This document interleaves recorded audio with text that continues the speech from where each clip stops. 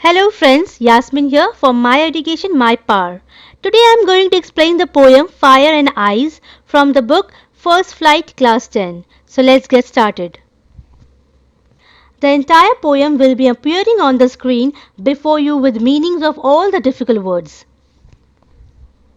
Have you ever felt jealous? Or have you experienced someone hatred? Have you thought how to overcome from jealousy or hatred? I know, your answer must be no. You must be thinking why I am talking about these negative words. So my friends, here in the poem Fire and Ice will be giving you the images of jealous, desire, hatred, disasters and etc. Before we begin, we must know some interesting fact about the poet. Robert Frost is one of the most celebrated figures in American poetry of the 28th century. He was the author of numerous poetry collections, including New Hampshire. Born in San Francisco in 1874, he lived and taught for many years in Massachusetts and Vermont. He won 4 Pulitzer Prizes and he died in Boston in 1963. Basically, the poem Fire and Ice is a short rhyming poem.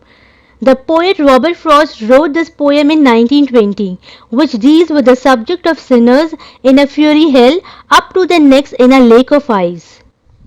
Poem goes like this.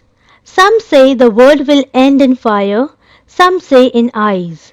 From what I have tasted of desire, I hold with those who favor fire.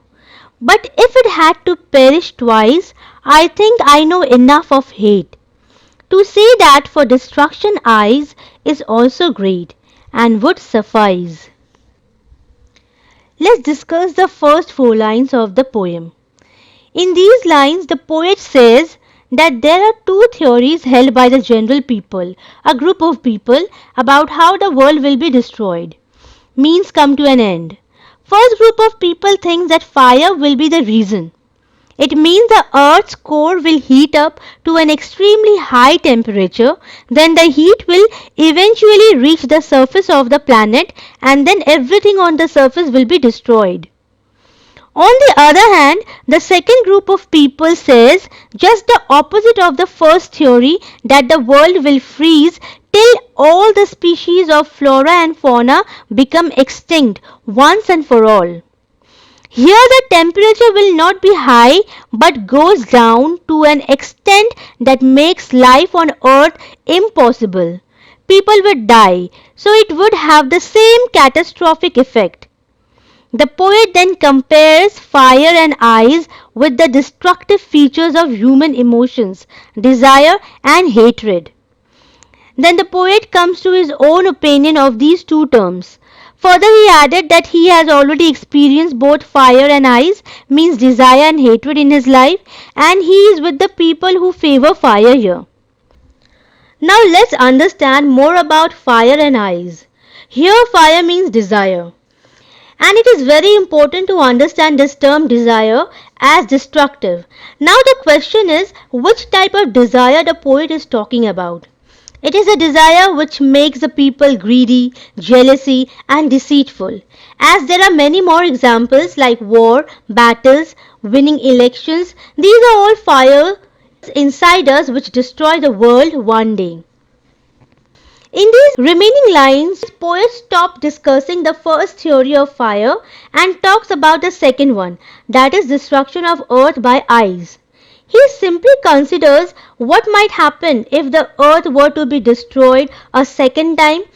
Then he assures the reader that the second time ice and the freezing temperature will be enough to destroy the earth. Ice has the same effect that desire has on us. Here poet compares ice with hatred and says that this particular term, hatred, is very dangerous and can destroy the entire world easily. Hatred is just like a slow poison which grows gradually deep inside us and impossible to get rid of this. There would no other way to out. So we can say that both fire and ice would achieve their purpose sufficiently well to destroy the world in the future. Let's read the analysis of Fire and Ice. Fire and Ice is one of Robert Frost's shortest poems, but gives the reader much to ponder on. Casual in tone, with cliches, it introduces to the reader the profound idea that the world could end in one of two ways, with fire or ice, through desire or hate. Let's discuss the summary. This short poem outlines the familiar question about the fate of the world, wondering if it is more likely to be destroyed by fire or ice. People are on both sides of the debate, and Frost introduces the narrator to provide his personal take on the question of the end of the world.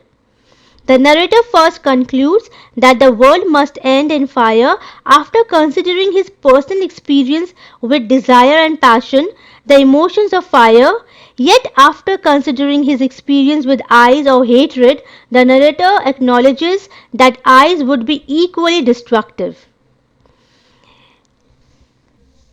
So my friend, this is all for today. I really hope that this lesson was helpful for you. Thanks for watching. See you again with another new lesson. Till then, take a very good care of yourself. And if you haven't subscribed this channel, then click down there. Bye for now.